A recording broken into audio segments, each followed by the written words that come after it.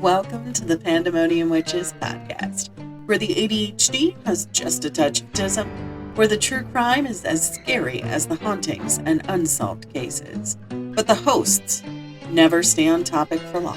I'm Kat. I'm Rachel. I'm Em. And I'm Meg. Keep your arms, legs, and other extremities in the vehicle at all times, and enjoy the show. Hello. Hello. Shalom. So we get things figured out? Absolutely not. You think it would be that freaking easy for me to figure something out? Valid. I mean, I know I'm smart, but sometimes, not all the time, I am not entirely too smart.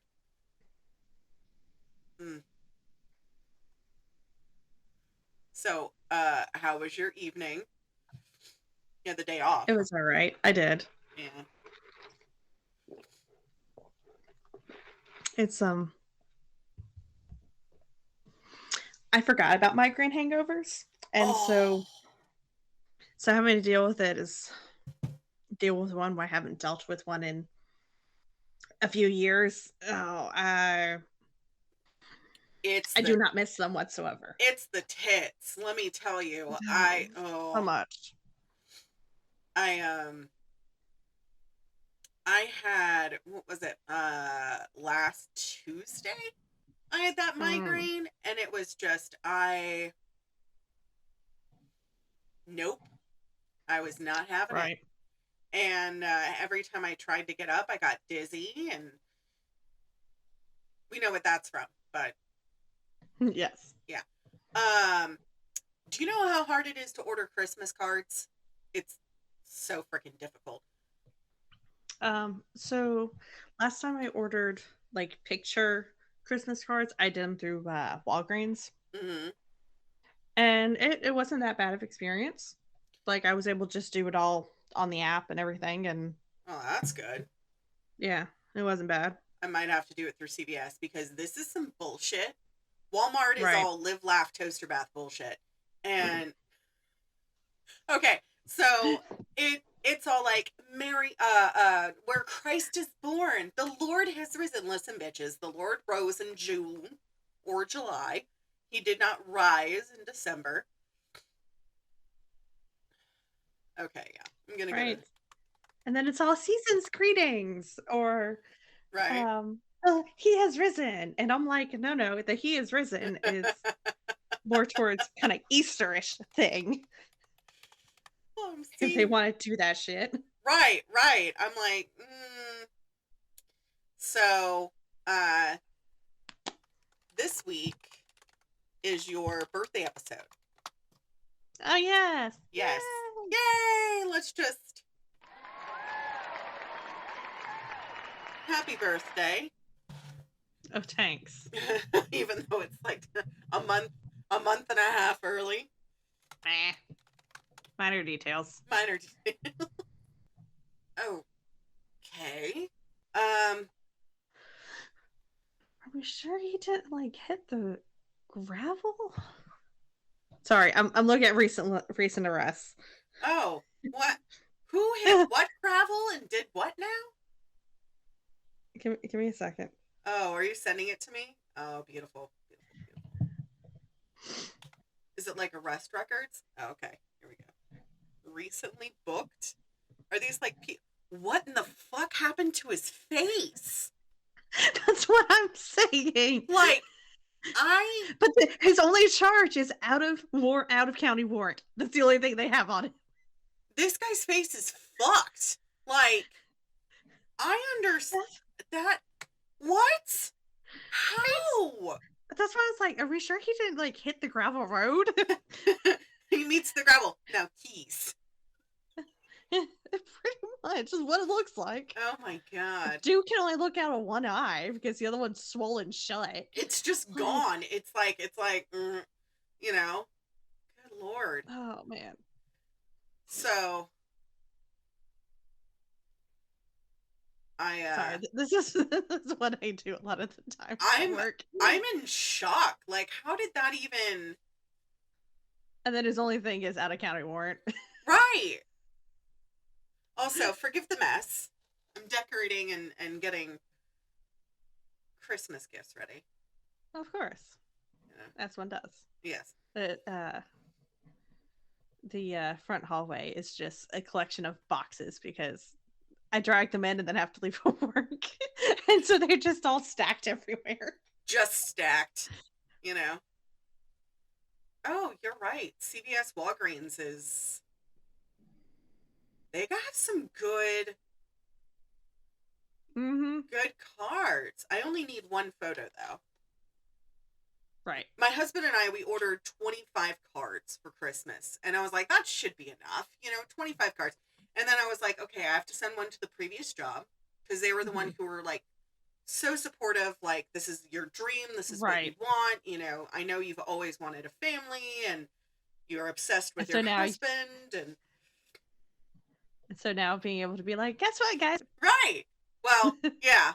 But I'm sending them holiday cards, and so I went through it, and I have, the two people that have already sent me holiday cards last year, but I wasn't able to send them back, and now I'm sending holiday cards this year, and I'm like, shit, I have to get more than 25, because 10 is going to my family, and then... Right, because you weren't thinking about the ones that family needed, you were just thinking the other ones. Right, and so we do, Rachel and I are part of a girl group, Hello, Femaja, and I wasn't even thinking about them. And I was like, oh, I only need 6. But I didn't realize that they were still updating it.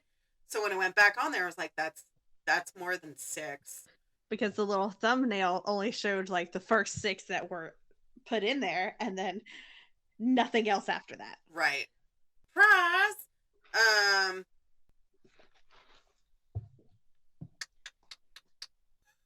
No, it's fine. Ah! See, that's the sound. That was very loud. I am so sorry. Oh, no, that's fine. That's my fault.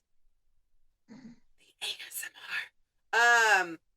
So, for your birthday, I know you wanted to do a specific thing. Person. Place. Sorry, I was looking at my bank account. Oh, it's fine. I looked at mine earlier and I went, ugh. Yeah, I'm paying back my bitch ass of a brother. So, family. Trauma. If you listen to our holiday episode, we actually do have a Christmas outro. So, it was Merry Crisis. Surprise! Surprise! So did you picked what you wanted? Yes. Okay.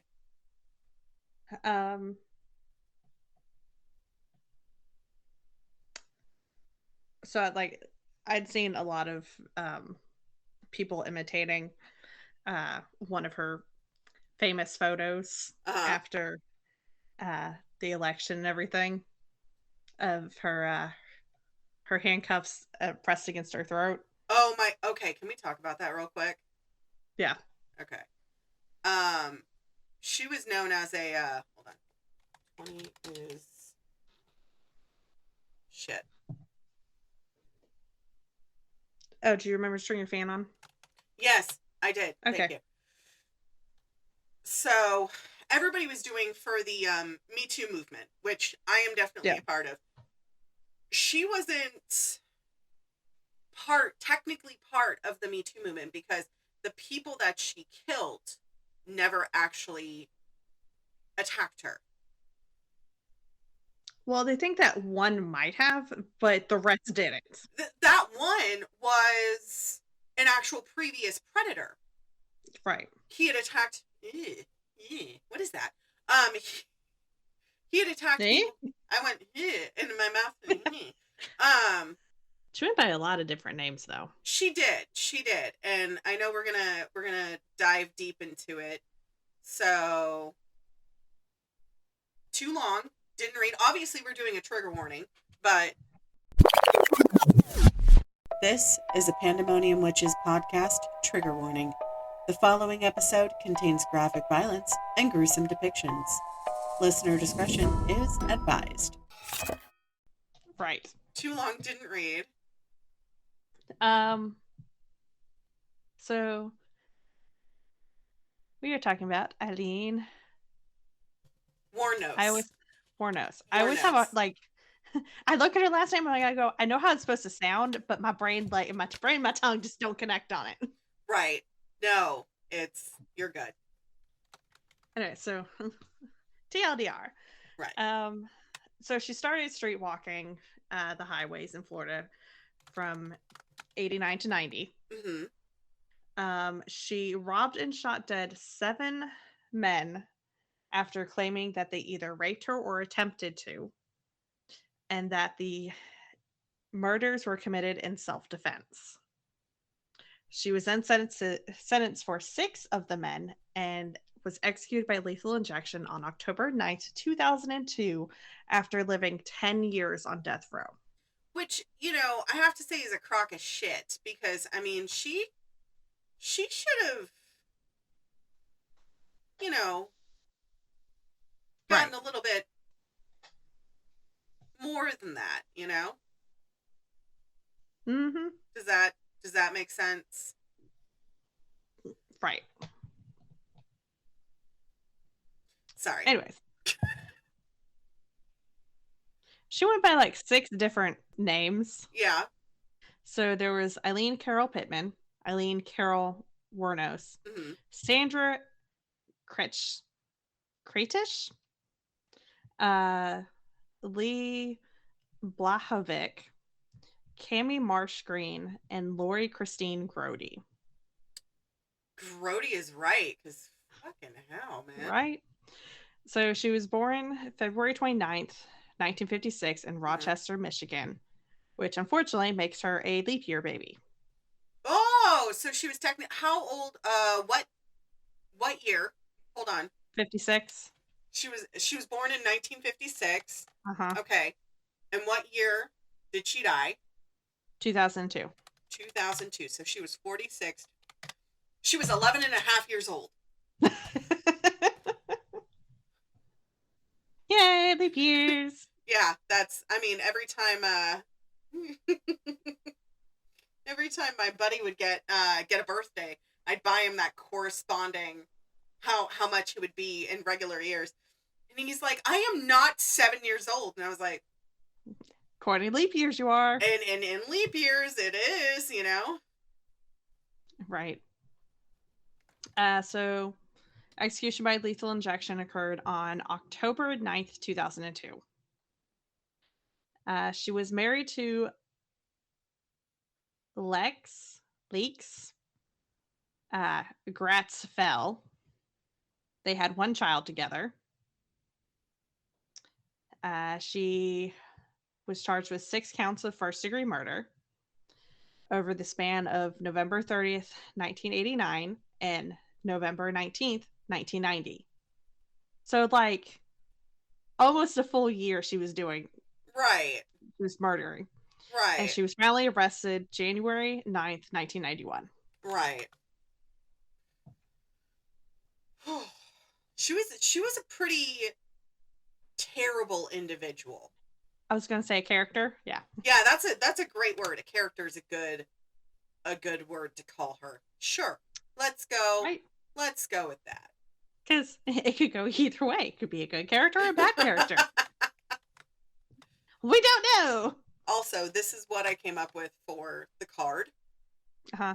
It's kind of cute. It's simple. It's red. So it's kind of not too terrible,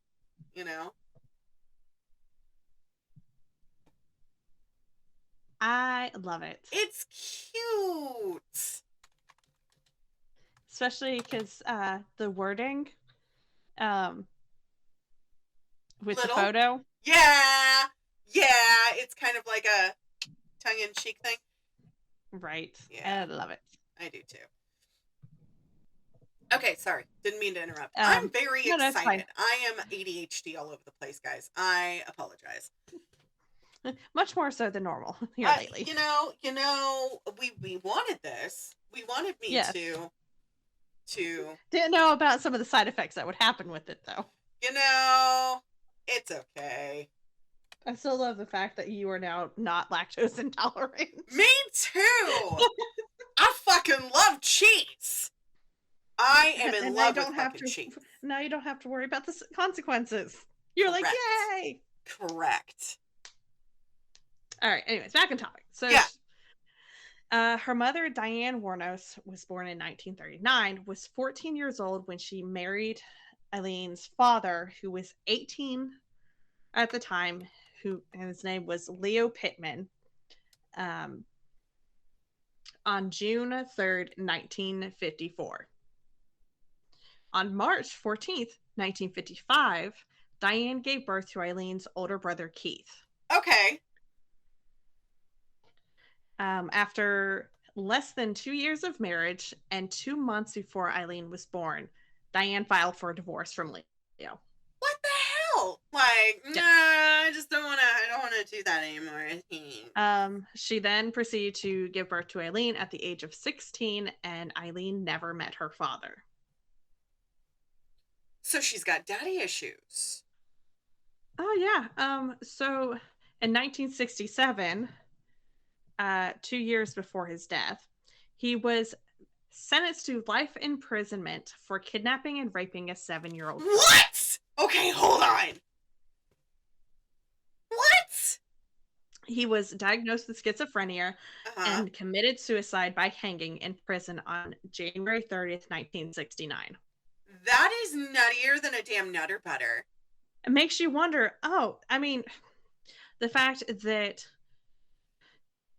Diane was 14 yeah, that's true. And he was 18. Like, there's a pattern there. There is a huge pattern there. So, not really surprising, but still the ick. Right, the ick is definitely there. Ugh. In January 1960, when Aileen was almost 4, Diane abandoned her children, leaving them with her parents, so their maternal grandparents, Lori and Britta Wuornos, who were both alcoholics, who legally adopted them on March 18th, 1960. Okay. Lori and Britta were Finnish Americans who were born in Finland and later moved to Michigan. Okay. I'm not going to try and pronounce the city because I looked at that and went, that's a no. Okay, Finland. Let's go. Yeah, let's. Sorry to our Finnish friends, of which we have 2. I know my limitations, and that is beyond it. Bitch, listen. If it was Spanish or Italian, I could help you, but like, I'm good. Finnish is a little beyond my tongue's ability. I can do some Swedish, right? But that's about it. All right, moving on. So by the age of 11, Aileen began engaging in sexual activities in school in exchange for cigarettes, drugs, and food. Oh. The next part's even grosser. She also engaged in sexual activities with her brother. What? No, ma'am. Yeah. No. She also said that her alcoholic grandfather had sexually assaulted and beaten her when she was a child. And before beating her, he would force her to strip out of her clothes. Whoa. That is... Yeah. Lots of trauma. Lots of trauma. 1970, at the age of 14, she became pregnant after being raped by a family friend. Right. On March 23rd, 1971, she gave birth to a boy at a home for unwed mothers, and the child was placed for adoption. Which was probably for the best. Probably more than likely, but it still sucks, you know? Right. A few months after her son was born, she dropped out of school at about the same time that her grandmother died of liver failure. Oh, God, that's the worst. Right. When she was 15, her grandfather threw her out of the house and she began living in the woods near her old home and supported herself through prostitution. No. Right. May 27th, 1974, at the age of 18, she was arrested in Jefferson County, Colorado for driving under the influence, DUI, disorderly conduct, and firing a .22 caliber pistol from a moving vehicle. And then she was later charged with failure to appear. Oh, of course. Because that's naturally what's going to happen next. Right. 2 years later, she hitchhiked to Florida, where she met 69-year-old yacht club president Louis Gratz-Fell. Okay. His last name is Fell, like Fell, like he fell? Yes. Okay. They married quickly, and the announcement of their nuptials was printed in the local newspaper society pages, because of course it was. Of course it was. That's what anybody who's anybody does. Right. She continually involved herself in confrontations at their local bar and went to jail briefly for assault. She also hit Lewis with his own cane, which led him to gain a restraining order against her within weeks of their marriage. What the hell? She then returned to Michigan, and on July 14th, 1976, she was arrested at Bernie's Club in Mansalona, Antrim County, and charged with assault and disturbing the peace for throwing a cue ball at a bartender's head. What the shit? No. She's just a roller coaster. God. 3 days later, of course. July 17th, 1976, her brother Keith died of esophageal cancer, and she received $10,000 from his life insurance. Oh my God. Elaine and Lewis annulled their marriage on July 21st after only 9 weeks. Okay. So that marriage was not long at all. No. And then August 76, she was given a $105 fine for drunk driving. She used the money inherited from her brother to pay the fine and spent the rest within 2 months of buying luxuries, including a new car, which she wrecked shortly afterwards. Hold on. So okay. She got 10 grand. Uh-huh. And proceeded to blow it within 2 months. Of course she did. Of course she did. In 78, at the age of 22, she attempted suicide by shooting herself in the stomach. Between the ages of 14 and the age of 22, she had attempted suicide 6 times. Wow. Yeah. This is... I hate it. Me too. May 20th, 1981, she was arrested in Edgewater, Florida for the armed robbery of a convenience store where she stole $35 and 2 packs of cigarettes. Just $35 and 2 packs of cigarettes. Why? Like, I'm sorry, if I'm going to hold up a convenience store, I'm going to get away with a lot more than just $35 and 2 packs of cigarettes. I'm sorry. That's just me. Because if I'm going to go down for the crime, right, I'm going to make it worth my time. Not saying that I would rob a convenience store, guys. I'm just saying I would make it worth my time. Right. May 4th of 82, she was sentenced to prison and released on June 30th, 1983. Excuse me, I burped. It's fine. May 1st of 84, she was arrested for attempting to pass forged checks at a bank in Key West. November 30th of 85, she was named as a suspect in the theft of a revolver and ammunition in Pasco County. So she's just like traipsing all through Florida. Right. January 4th of 86, she was arrested in Miami and charged with car theft, resisting arrest, and obstruction of justice for providing identification bearing her aunt's name.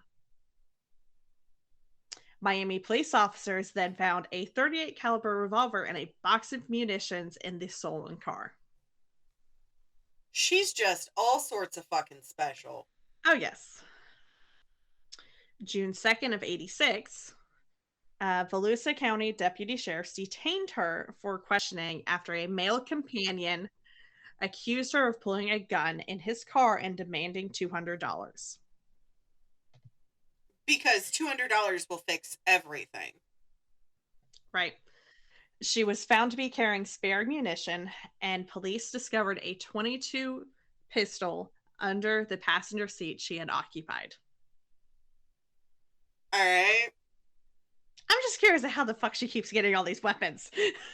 Okay, believe it or not, all right, so I lived in San Jose. I lived in a pretty ghetto part of town. I had a lot of people like, you didn't live in the ghetto. Look, you don't know all of my addresses. A lot of them are unlisted because I had that stalker, which you've known me forever, right. So you know. But I lived on the ghetto side of town over so over by Berryessa, and you played gunshots versus fireworks, you know. There was a guy. I grew up with that game. His name was only it was gunshots, fireworks, or car backfiring. Right. But you were never sure. You know, you were never. You always had to listen for the echo. Right, and if the echo wasn't there. Anyways, so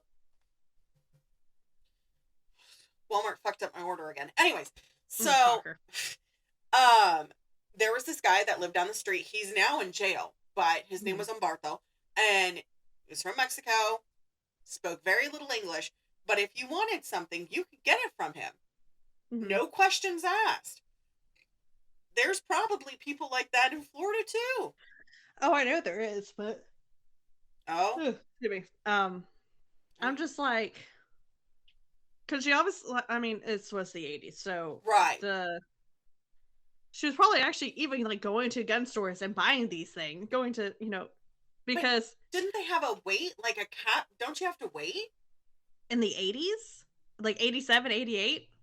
Well, I guess not. Yeah. The technology wasn't there. That's what I'm saying. Like, people need to quit selling her guns. Right.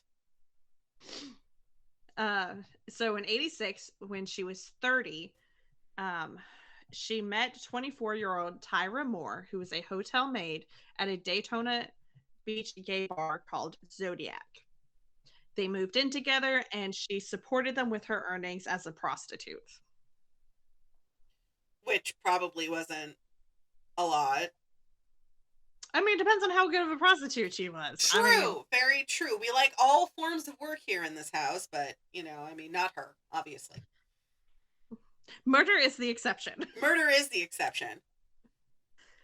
So, July 4th of 87, Daytona Beach police detained them both at a bar for questioning regarding an incident in which they were accused of assault and battery with a beer bottle. Right. March 12th of 88, which is a month and 2 days after Dr. Sister was born. Aileen accused a Daytona Beach bus driver of assault, claimed that he had pushed her off the bus following a confrontation. Tyra Moore was listed as a witness to the incident, and later at her trial, Aileen stated, "It was love beyond imaginable. Earthly words cannot describe how I felt about Tyra." Before her execution, she claimed to still be in love with her. Okay. Right. So Aileen murdered 7 men within 12 months. All the men were motorists between the ages of 40 and 65. Right. So her first victim was Richard Charles Mallory. He was 51. He owned an electronics store in Clearwater. Date of murder was November 30th of 89. Aileen claimed that Richard had beat, raped, and sodomized her after he drove her to an abandoned area for sexual services. Wow. He was Eileen's first victim, and she claimed to have killed him in self-defense. Sure, because that's logical. Later, it became known that he had previously been convicted of attempted rape in Maryland, And 2 days after his murder, a Velosa County deputy sheriff found his abandoned vehicle. On December 13th, his body was found several miles away in a wooded area. He had been shot several times, and 2 bullets to the left lung were found to have been the cause of death. Naturally. Of course. Mm-hmm. Next on the list is David Andrew Spears. He was 47 and was a construction worker in Winter Garden. He was declared missing as of May 19th, 1990. But of June 1st, 1990, his naked body was found along US 19 in Citrus County. He had been shot 6 times with a .22 pistol. I'm sorry? 6 times with a .22. Ma'am! Because apparently the first 5 times didn't count. No! To do 6 for a good measure. Ma'am! Why? Next is, I don't know, because she's crazy. Next is Charles Edmund Carskadon. Weird last name. He went by Buddy. He was 40 and was a part-time rodeo worker. Oh. He died May 31st, 1990. And on June 6th of 90, his body was found in Pasco County, and he had been shot 9 times with a .22 caliber weapon. She had a thing about 22s, I'm noticing. I mean, 20. So I have a 9. Mm-hmm. But my choices were between a 9 and a 22, and you knew I was going back and forth with those. Right. And I do have to say, I really, sorry, one of the mailers options I have is let's get lit. And I was like, I don't do that anymore, but smoke a toke. If you would like to get high on my behalf, please do. Not you, right. But I'm saying like other people out there. But it's they're both not similar in weight, but they're both small. Right. And the handles aren't too heavy. The recoil on 22 is less than the 9. Oh, yes. But the precision accuracy on the 9 is better than the 22. Mm-hmm. Why do I know all this? Because I researched it. And I had to figure it out for like 6 months, like which one I wanted. And I was like, I want this one. So. Anyways. Yeah, sorry. But I'm just noticing that like all her murders or the weapons that she got arrested with have all been like 22s. So I'm like, oh, we have a paper trail on this now. Right. All right. So Charles's body had been wrapped in an electric blanket and was badly decomposing when he was found. Oh. Witnesses saw her in possession of his car, and she had also pawned a gun identified as belonging to him. I mean, but now she's leaving more of a paper trail. I know. Like messy. Right. Next on the list is Peter Abraham Seams. Mm-hmm. He was 65 and was a retired merchant seaman. He left Juniper, Florida for Arkansas in June of 1990. Mm-hmm. But July 4th of 90, his car was found in Orange Springs, Florida. Oh. Tyra and Aileen were seen abandoning the car, and Eileen's handprint was found on the interior door handle. His body was never found. That's so sad. Mm-hmm. Next is Troy Eugene Burris, who was 50 and a sausage salesman from Ocala, Florida. Sausage salesman? Yeah. That's the only thing I could think of was like the summer sausage stuff like they sell at Christmas time. That was my thought. Like I'm 100% sure that's probably not what it was, but that's all I could think of. I have to keep muting myself because when I laugh I wheeze now. Oh no. So I apologize, but good God.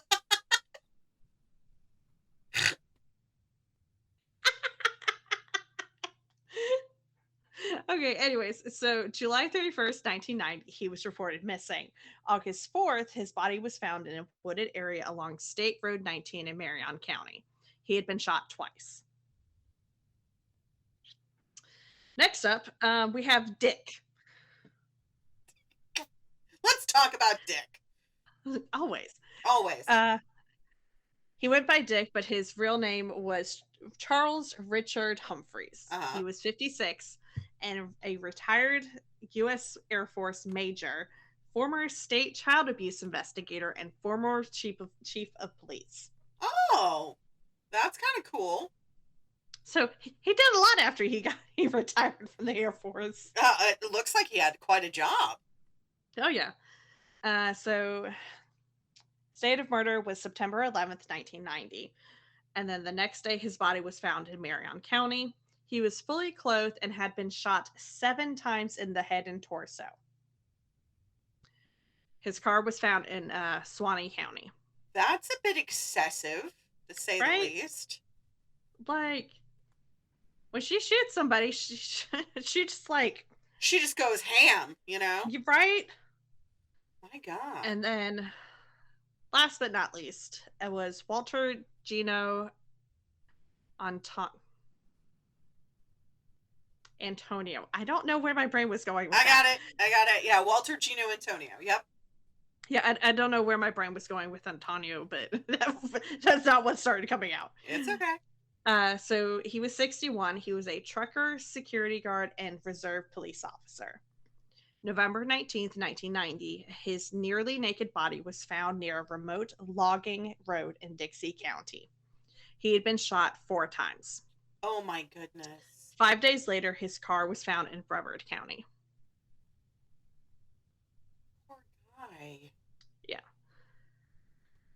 So July 4th, 1990, Aileen and Tyra had abandoned Peter Seam's car after they were involved in an accident. Rhonda Bailey, who had witnessed the accident, provided police with a description of them, which later led to a media campaign to locate them. Police found some of the victims' belongings in pawn shops, and Eileen's handprint was found on a receipt at one of the pawn shops that matched the print that had been left in the car. Good. She had a criminal record in Florida, obviously, and samples of her prints had already been put in a database.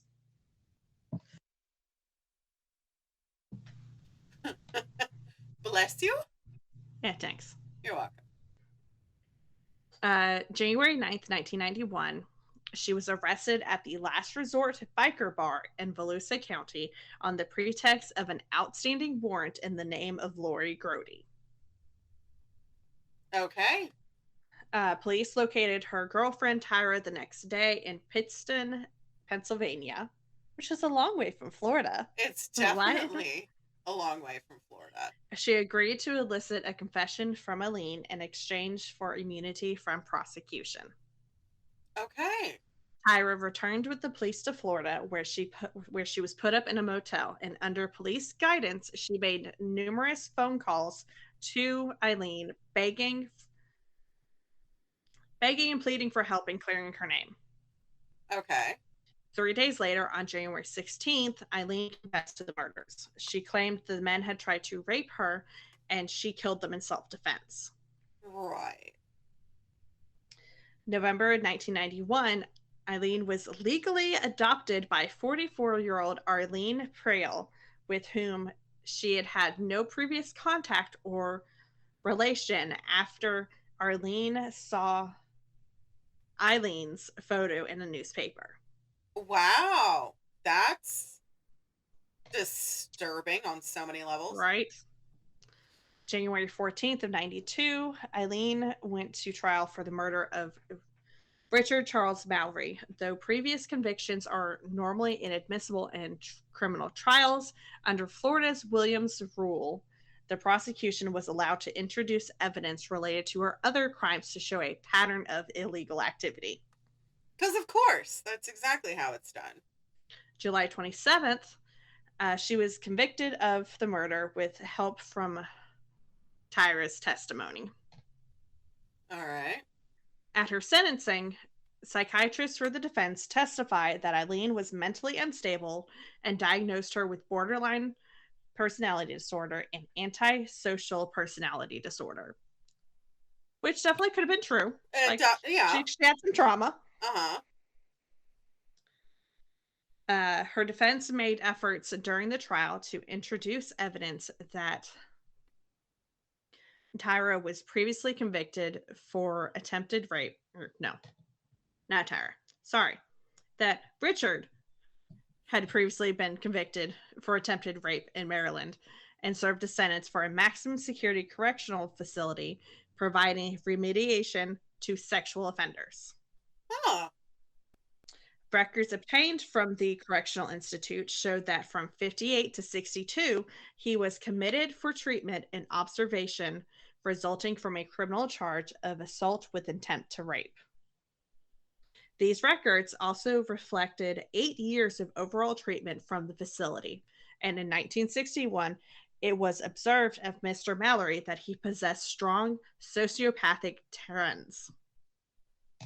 However, the judge refused to allow the records to be admitted in court as evidence and denied Aileen's request for a retrial. 4 days later, she was sentenced to death. Good. March 31st of 92, she pleaded no contest to the murders of Charles Richard Humphreys, Troy Eugene Burris, and David Andrew Spears, saying she wanted to get right with God.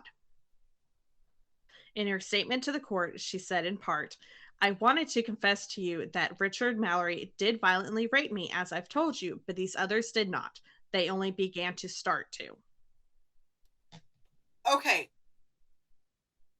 I have questions. If they were one of her Johns, right? Mm-hmm. And they had paid for services rendered, right? They're paying for services. Right. She's actively supposed to have sex with them. How is that? I'm not asking how was it rape. I'm asking, like, how would it constitute as rape if they paid her and she didn't do anything? Unless they hadn't paid her yet. Oh, that's true. That's true. I'm just trying to figure out the whys. You know what I mean? Does that make... No, I get it. May 15th of 92, she was given 3 more death sentences. In June of 92, she pleaded guilty to the murder of Charles Edmund Carskadon. In November, she received her 5th death sentence. February of 93, she pleaded guilty to the murder of Walter Gino Antonio and was sentenced to death again. But no charges were brought against her for the murder of Peter Abram Seams, as his body was never found. But in total, she received 6 death sentences. She was just collecting them. I think that's some bullshit. Like, legitimate bullshit. Like, Right. She was the last one to be seen with them. Like, right. And she had brought them into her car, and then... No, she got into their car, and then... Right. And she was just like, you know, I'm gonna do this instead. You know? Right. Aileen told several inconsistent stories about her murders as well.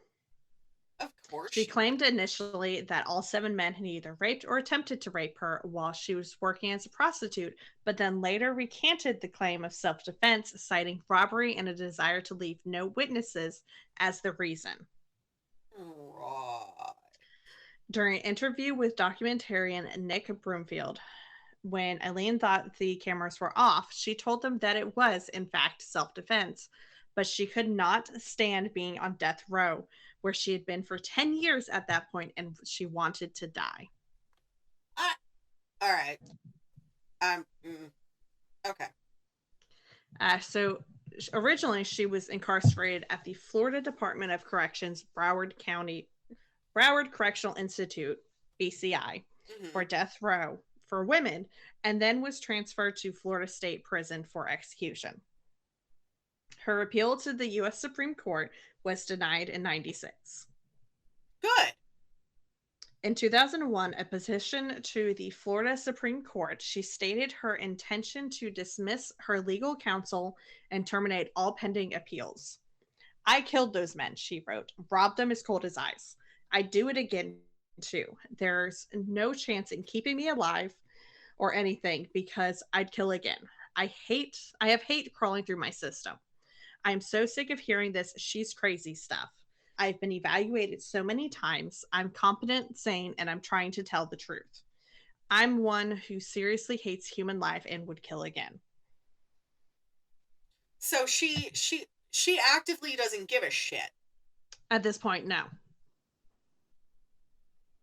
While her attorneys argued that she was not mentally competent to make such a request, she insisted that she knew what she was doing, and a court-appointed panel of psychiatrists agreed. In 2002, she began accusing prison matrons of tainting her food with dirt, saliva, and urine. Why? Because they ain't got nothing else better to do. True. She said she had overheard conversations among prison personnel trying to get me so pushed over the brink by them, I'd wind up committing suicide before the execution and wishing to rape me before execution. What the fuck, man? Right. She also complained of strip searches, tight handcuffing, door kicking, frequent window checks, low water pressure, mildew on her mattress, and catcalling in distaste and a pure hatred towards me. She threatened to boycott showers and food trays when certain officers were on duty as well. Right, obviously. I mean, because I don't blame her. Like, you can't trust who's handling your food. Like, right. No, I mean, I get it, but... She said, in the meantime, my stomach's growling away and I'm taking showers through the sink of my cell. She's taking a hoe bath. Yeah, basically. Because she couldn't trust who might come into the showers with her. Right. No, I get that. Her attorney stated that she really just wanted to have proper treatment, humane treatment, until the day she's executed. He added, she believes what she's written. In the weeks before her execution, Aileen gave a series of interviews to documentarian Nick Broomfield and talked about being taken away to meet God and Jesus and the angels and whatever is beyond the beyond. I don't think she's going to go to heaven. Oh, no, but that's besides the point. Right. In her final interview, she once again charged that her mind was tortured at BCI and her head crushed by sonic pressure.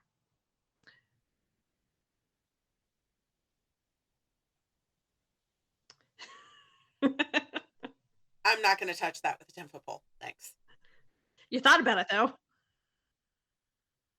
Food poisonings and other abuses worsened, she said, each time she complained, to make her appear insane or to drive her insane.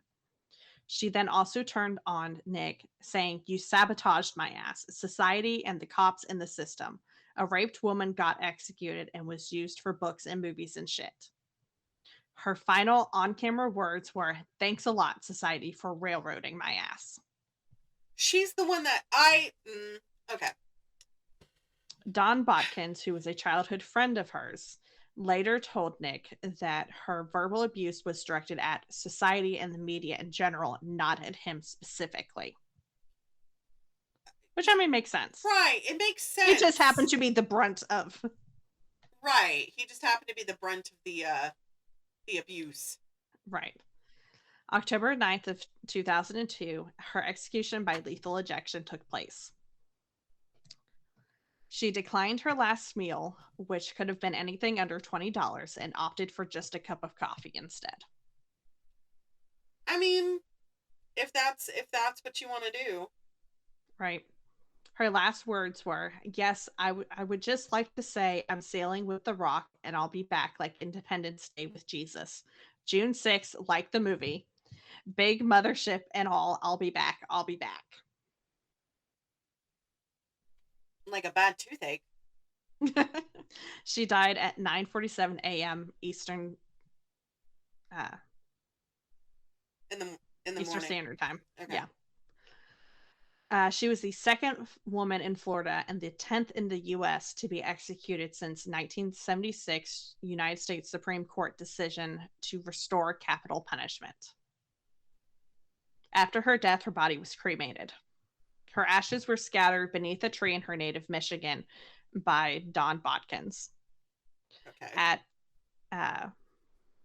Eileen's request, Natalie Merchant's song Carnival from her album Tiger Lily, which came out in 1995, was played Natalie at her funeral. Merchant. My God. Aileen spent many hours listening to this album on death row. I mean, it's And a when good album. Merchant found out about this, she gave permission to use the song in the closing credits of Nick Broomfield's documentary Aileen, Life and Death of a Serial Killer, which came out in 2003. When director Nick Broomfield sent a working edit, this is what she said. Okay. When Nick sent a working edit of the film, I was so disturbed by the subject matter that I could not even watch it. Aileen Wuornos led a torturing life that is beyond my worst nightmares. It wasn't until I was told that Aileen spent many hours listening to my album Tiger Lily while on death row and requested Carnival be played at her funeral that I gave permission for the use of the song. It's very odd to think of the places my music can go once it leaves my hands. If it gave her some solace, I have to be grateful. Right, because I mean, she's one of those people. I went and saw her in 2002, 2003, I want to say. Mm-hmm. Ages ago. It was a great show, but I mean, like, the fact that she was, like, totally fine with them using it. I get it, but I mean, that's just, she It's wrong. still a little weird. It's a lot weird, you know? So Nick Broomfield later speculated on Aileen's state of mind and motives and said, "I think this anger developed inside her, and she was working, and she was working as a prostitute. I think she had a lot of awful encounters on the roads, and I think this anger just spilled out from inside her, and then finally exploded into incredible violence. Yeah. That was her way of surviving. I think Aileen really believed that she had killed in self-defense." I think someone who's deeply psychotic can't really tell the difference between something that is life-threatening and something that is a minor disagreement. That you could say something that she didn't agree with. She would get into a screaming black temper about it. And I think that's what caused these things to happen. Right. And at the same time, when she wasn't in those extreme moods, there was an incredible humanity to her. Which is possible. Hard to say now, but... Right. I mean, it's definitely hard to say now, but it's one of those things where you're sitting here going, I don't know about that. According to some specialists, her crimes have been related to her psychopathic personality and her psychotraumatic past. That I believe. 100%. Assessed using the psychopathy checklist, she scored a 32 out of 40 with the cutoff score of 30 for determining psychopathy. So she scored relatively high. She was the best in her class. Unfortunately. Sorry. I'm a terrible human. It's a race nobody wants to win, but somebody has to. She was also known to meet the relevant criteria for determining borderline personality disorder and antisocial personality disorder. Wow. So she's definitely ahead of the class. Right. And something you don't want to do. Nope. According to Bryce Arrigo, her childhood sexual abuse and career in sex work irrevocably Yep, there you damaged her. Damaged her, and it could be seen that traumatic experiences throughout her young life could play a part in her psychological state, including her bio mother's departure, as well as her grandmother ignoring the abuse she endured from the grandfather. plus leading to a lack of development of a mother-daughter bond for her as a young girl. The damage was then made worse when both Aileen and her brother believed that their grandparents were their biological parents, but at the age of 11, they learned that this was not the case, which further damaged the relationship between them and the grandparents. It's just like a lot of things that could have been fixed. A lot of things that should never have happened, and Right. all the trauma. All the trauma. She was also known to have early behavioral problems, such as having an explosive temper, which limited her ability to make friends, as well as making it increasingly difficult for her to maintain relationships, Right. which is valid. I Her understand that. traumatic right. Her traumatic upbringing, including her physical and sexual abuse, have been partially linked to the development of her borderline personality disorder, and such severe trauma can also disrupt the structuralization of the mind at various developmental points and result in primitive, dissociative, and splitting defenses to ward off the intensity of emotional and sexual stimulation that cannot be integrated as a child. That is a lot to unpack. Right. So much. So much. FBI profiler Robert Ressler briefly mentions Aileen in his biographical history of his 20 years with the FBI. Mm-hmm. Writing in 1992, he said he often does not discuss female serial killers because they tend to kill in sprees instead of a subsequent fashion. Which, it's true. It is true. He noted that Aileen as the sole exception. Ressler, who allegedly coined the phrase serial killer to describe murderers seeking personal gratification, does not apply it to women killing in postpartum psychosis or to any other murderer acting solely for financial gain, such as women who have killed a series of boarders or spouses. Frank just opened and closed a cabinet. Do I care? Not really, but it was kind of weird because nobody's home and you hear in the other room, and I'm just like, sweat of Christ, sweat of Christ, sweat of weather. So there's been a list of books and documentaries and movies made about her. I know I've seen 2 movies. I saw one movie and one TV show that had her in it, which was Monster and Mindhunter. Interesting. So she was one of the characters in the Mindhunter TV show. Oh. Which was pretty fucky on its own, you know? But, I bet. Yeah. So for the books, there's the book Dead Ends, which came out in 92 by Michael Reynolds. Lethal Intent by Sue Russell, which came out in 2002. Uh-huh.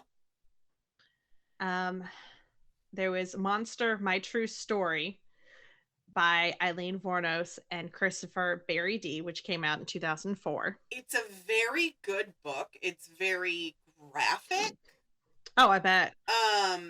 But it's I mean, it gives a detail to her thinking and her process of why she did everything that she did. And then there was Dear Dawn, Aileen Wuornos in her own words, which is also by Aileen Wuornos, Lisa Kessler, and Daphne Gottlieb, which came out in 2012. Okay. The poem Sugar Zero by Rima Banerjee, which appears in the 2005 Arsenal Pulp Press publication Red Light, Superhero Saints and Sluts. That's a hell of a nickname, man. That's a hell of a title. What you mean? I mean, that too, but shit. You know? Right. The poem Aileen Wuornos by Doron Brunshint, which appeared in his 2011 spoken word CD, The Obsessive Poet. And the book Life of the Party, which came out in 2009, the poet Olivia Gatwood refers to Aileen throughout her book. Okay. For documentaries, obviously there was Nick Bromfield's his two documentaries about her, which was Aileen Wuornos, The Selling of a Serial Killer, which came out in 92, and then Aileen, Life and Death of a Serial Killer, which came out in 2003. Right. She was the subject of episodes of the documentary TV series American Justice, Biography, and Deadly Women. Deadly Women is a great show. You and I talk about it all the time. Yes. She was also featured in an episode of the TV series The New Detectives, Season 3, Episode 1, which is Fatal Compulsion. Okay. An episode of Murder Made Me Famous on the Reels TV network, which aired December 1st, 2018, chronicling the case. Yep. February 20th, the series Very Scary People was shown on Crime and Investigation. Episodes 3 and 4 describes how the investigation into Aileen was conducted, and a 2021 episode of Catching Killers from Netflix is centered around her. The 40-minute episode is titled Manhunter, Aileen Wuornos. Another thing about Manhunter, yeah. She wasn't the Manhunter TV show, she was in there as like a passing thing. It wasn't like a whole Jeffrey Dahmer has 20 to 30 minutes and Ed Kemper has 45 minutes. She had 5, maybe. But That's it was bullshit. But it was I would have to rewatch the show, but I was like, oh, I know that. It's like a subtle nod. Like it's not, you know what I mean? Yeah. I hate it. So for movies, the biographical drama film Monster, 2003, which has Charlize Theron and Christina Ricci as the stars. It's Charlize Theron and Christina Ricci. I fucking love you. I know you're exhausted. She works nights, guys. Give her a break. I do too. I do too. It's okay. I can never pronounce their names correctly, so I knew I was going to fuck it up. I was waiting for you. It's fine. I'll fix it for you. That's what I'm here for. I know. Then there's the horror thriller film Aileen Wuornos, American Boogie Woman, which came out in 2021. Okay. Which stars Peyton List as Aileen. Okay. Oh, okay. It shows a fictional version of the marriage in 1973, and it was released as video on demand and on DVD. For TV, the TV movie Overkill, the Aileen Wuornos story in 1992, starred Jean Smart as Aileen. The antagonist of 2002 Law & Order SVU episode Chameleon,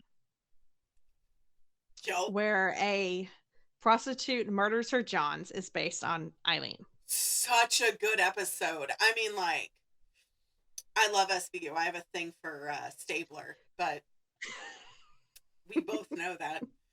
Yes. In 2015, Lily Rabi portrayed a fictionalized version of Aileen as part of a Halloween storyline in American Horror Story Hotel in the 4th episode of the show's 5th season and later in the season finale. Mm-hmm. It's quite good. So for music, there's a lot. Well, give me 3. Let's do 3. Oh, excuse me. So several musicians have written songs about Aileen, including Jewel, which was Nicotine Love. That's about her? It's a good song. Oh, man.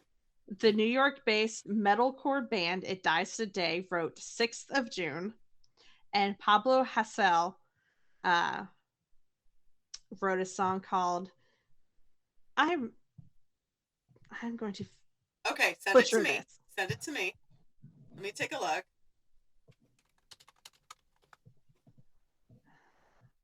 Copy.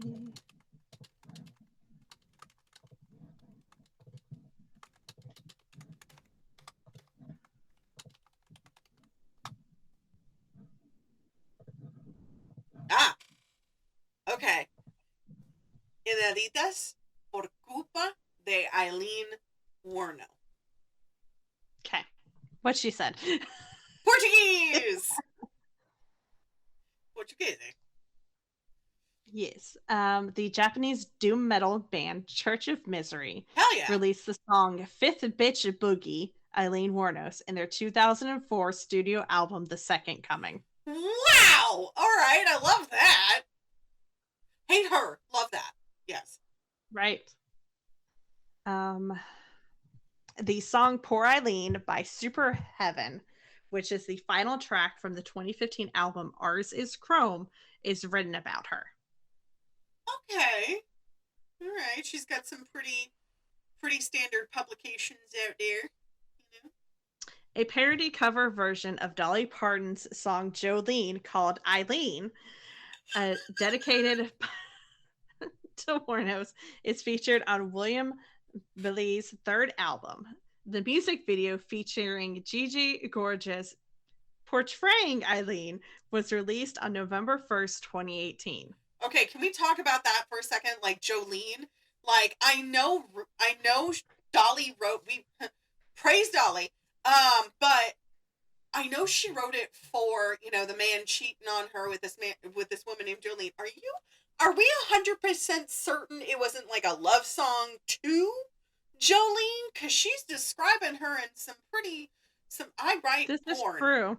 I write porn. This is how I describe love interests.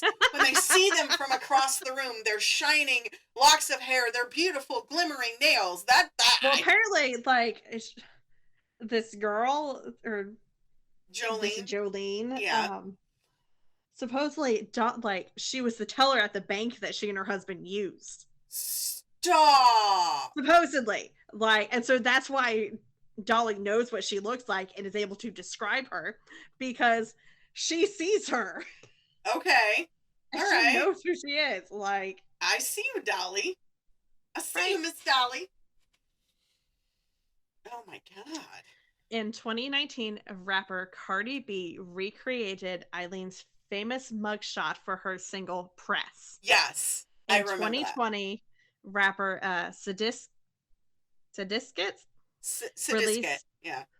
released the song Aileen Wuornos, dedicated to the serial killer, on his Delirium EP. All right. Good for him. Right. He probably would have been a victim, to be honest, but I mean, you know. Like, there's a lot of others, but those are the ones we're gonna. Okay. But yeah, that's Aileen. So, what is just because I know our listeners are probably like, why does she want to do this bitch for her birthday episode? Why are you kind of like how I'm obsessed with the Winchester Mystery House? Why are you obsessed with Aileen? Is it just because she's fascinating, or? Yeah, just very much like she was kind of fascinating, but also the fact that here lately I've been seeing like a lot of things about her popping up on my FYP for like TikTok, and mostly just because of how things have been going in the world lately, or the US. So it's been popping up a lot. Right. And so it just kind of was like, oh yeah, no, that's a thing. Right. I mean, there was somebody had posted on TikTok, do what our mothers had done before us, and it was a picture of Aileen doing the chain thing. Right. And I'm sitting here going, they don't know the history. Like, they don't. It's right. Like, if you knew the history, you wouldn't be saying things like that. But I mean, we don't glorify the serial killers. That would be a good way to put it. We don't glorify the murderers. We try to figure out where they were coming from, I guess. Right. The logic, even though there's not real logic behind them, but try to figure out what little logic there was. Right, and try to figure out where the fuck their brain was at, because there ain't nothing going on upstairs, baby. Right. Granted, and some of that there was nothing there to begin with. Right, like Ed Gein, perfect Mm-hmm. example. People from my aunt's hometown, my dad's hometown, always said that he was a little off, that there was something wrong with him, and he wasn't, he couldn't get women, he couldn't, pull a girlfriend or anything like that. But people are fascinated with him, hence how they created Psycho and uh, uh, uh, Wild Bill, Buffalo Bill, stuff like that. They created because of that culture, because of that person. And if people really knew the horror, the horror, horror there we go, behind it, I think that they would be a little less wanting to be a part of that. Does that make sense? Yeah. Take a moment with our team as we pay tribute to the victims of this ruthless assailant. Richard Charles Mallory, found December 13th, 1989 in Daytona Beach, Florida. Born October 18th, 1938 in Palm Harbor, Pinellas County, Florida. Died November 30th, 1989 at the age of 51. David Andrew Spears, found June 1st, 1990 in Chassahowitzka, Florida. Born July 20th, 1942 in York, Greenup County, Kentucky. Died May 19th, 1990 at the age of 47. Charles Edmund Chuck Carskaden, found June 6th, 1990 in Pasco County, Florida. Born November 12th, 1949. Died June 3rd, 1990 at the age of 40 in Pasco County, Florida. Peter Abraham Seams, body never recovered. Car found July 4th, 1990 in Orange Springs. Born May 21st, 1925 in Passaic County, New Jersey. Died June 7th, 1990 at the age of 65. Troy Eugene Buddy Barras, reported missing July 31st, 1990. Found August 4th, 1990 in Marion County, Florida. Born January 28th, 1940, Savannah, Tennessee. Died August 4th, 1990 at the age of 50. Charles Richard Dick Humphreys, born December 15th, 1933 in Detroit, Michigan. Found September 12th, 1990 in Suwannee County. Died September 12th, 1990 at the age of 56. Walter Gino Antonio, born November 22nd, 1928 in Italy. Body found November 19th, 1990 in Dixie County, Florida. Died November 19th, 1990 at the age of 61. Please join us in a moment of silence as we honor the victims.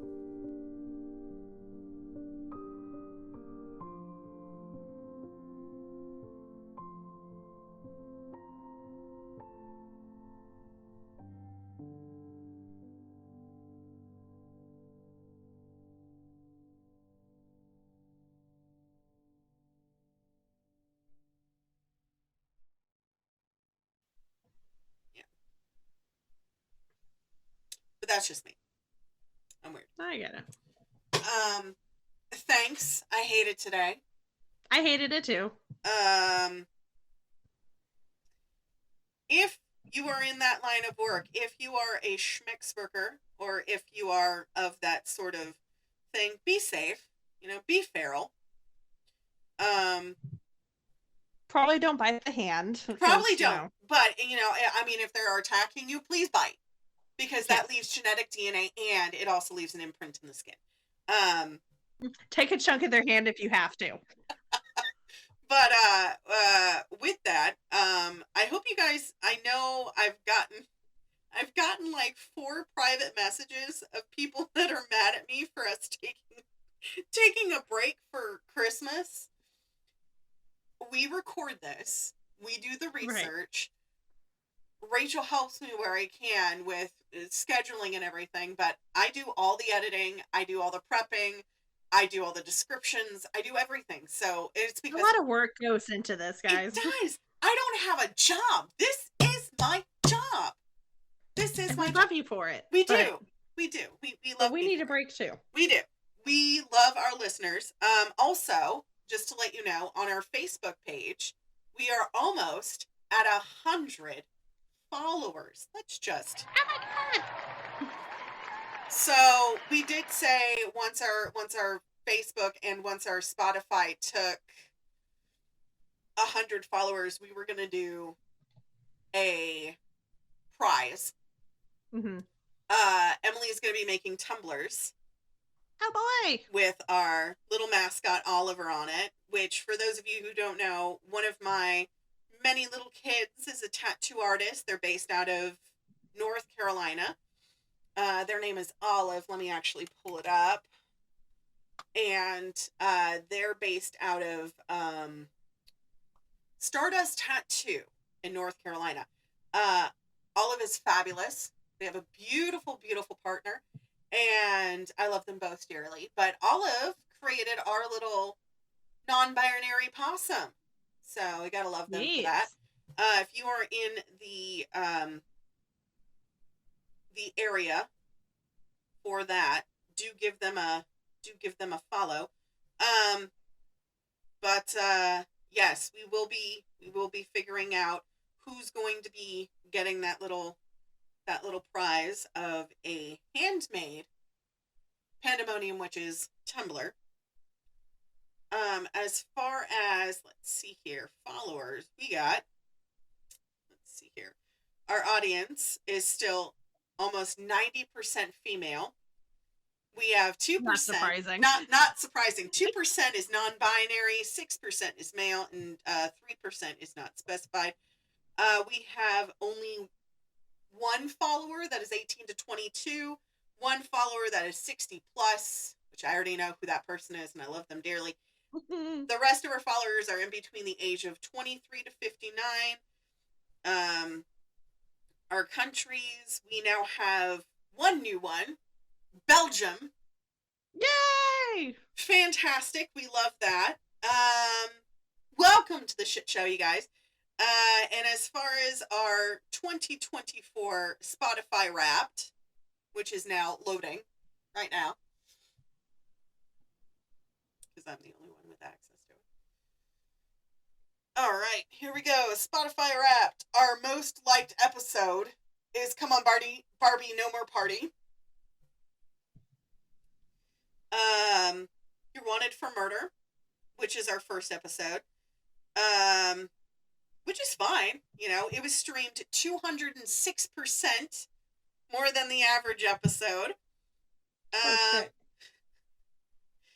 Says, let's figure out our audience. I already did that. Let's see here. Where in the world have you been? Let's see here. We've been streamed in 7 countries nonstop. United States is the top country. Your fans have great taste. Other than your show, they loved My Favorite Murder. Great show. Drunk Women Solving Crime. Another good show. Alan Cox Show. The Last Podcast on the Left, which is fantastic. I Saw What You Did. A film podcast with Danielle Henderson and Miley DiCirico. Gothic Country, Outlaw Country, and Fantasy Music. They love those. They also love audiobooks. We see you, neurodivergent fuckers. We are a top 10 show for almost 40 of our fans. I love it. And we're a top 5 show for 35 of our fans. We're a number 1 show for 23 of our fans, and our fans have listened to us 7.1 times more than other listeners. So, again, we just got to say we love you dearly. And I love you so much. We couldn't have done this without you. This year has been insane. So welcome. So much so. Welcome to 2025. We're back. Let's make this year our bitch. Seriously. So with that, stay feral. Bite the hand, guys. And we'll see you all next time. Okay, bye!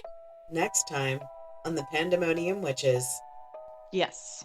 So today we're talking about Someone Depraved, like we normally do, but this time, not only was he famous for all the wrong reasons, he was so cocky, he went on television nationwide to go on the dating game. I've decided a more fitting name for him.